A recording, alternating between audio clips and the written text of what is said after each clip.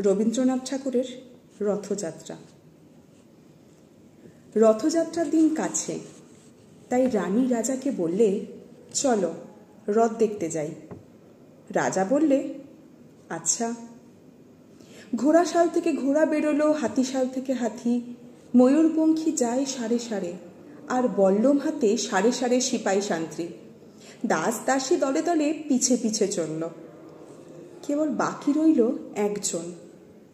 রাজবাড়ির ঝাঁটার কাঠি কুড়িয়ে আনা তার কাজ। সর্দার এসে দয়া করে তাকে বললে, ওরে তুই যাবি তো, আয়। সে হাত জোর করে বললে, আমার যাওয়া ঘটবে না।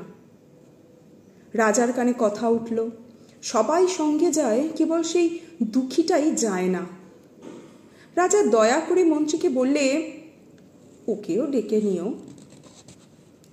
রাস্তার ধারে তার বাড়ি।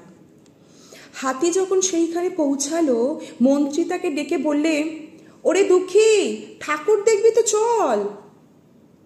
সে হাত জোর করে বলল, কত চলবো? ঠাকুরের দুয়ার পর্যন্ত পৌঁছাই এমন সাধ্য কি আমার আছে? মন্ত্রী বললে, ভয় কি রে তোর? রাজার সঙ্গে চলবি? সে বললে, সর্বনাশ, রাজার পথ কি আমার পথ? মন্ত্রী বললে, তবে তোর উপায়? তোর ভাগ্যে কি রথযাত্রা দেখা ঘটবে না? সে বললে, ঘটবে বই কি, ঠাকুর তো রথে করে আমার দুয়ারে আসেন। মন্ত্রী হেসে উঠল, বললে, তোর দুয়ারে রথের চিহ্ন কই? দুঃখী বললে, তার রথের চিহ্ন পড়ে না।